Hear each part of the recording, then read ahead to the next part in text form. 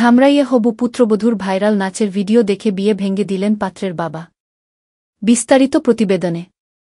ধামরাইয়ে বিয়ের দিন তারিখ ঠিক হওয়ার পর কনের ডান্স করার একটি ভিডিও ছড়িয়ে পড়েছে পাত্রের এলাকায়। এতে ক্ষুব্ধ হয়ে পাত্রের বাবা বিয়ে ভেঙে দিলে পাত্রের বাবাকে কল করে মামলার হুমকি দিয়েছেন কনের বাবা।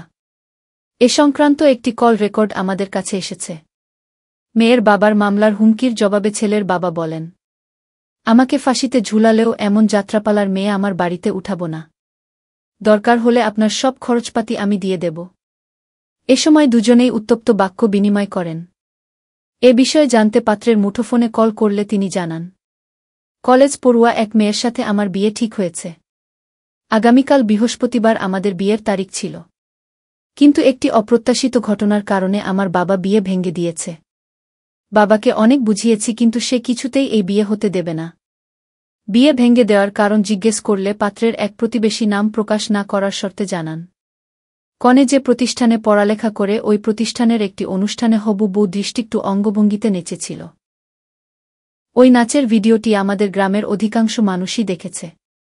এমনকি ছেলের বাবাকেও অনেকে নাচের ভিডিওটি দেখিয়ে তার হবু পুত্রবধূ বলে তিরস্কার করেছে, যে কারণে ছেলের বাবা হাজী সাহেব এখন ওই মেয়েকে পুত্রবধূ করতে অস্বীকৃতি জানিয়েছেন।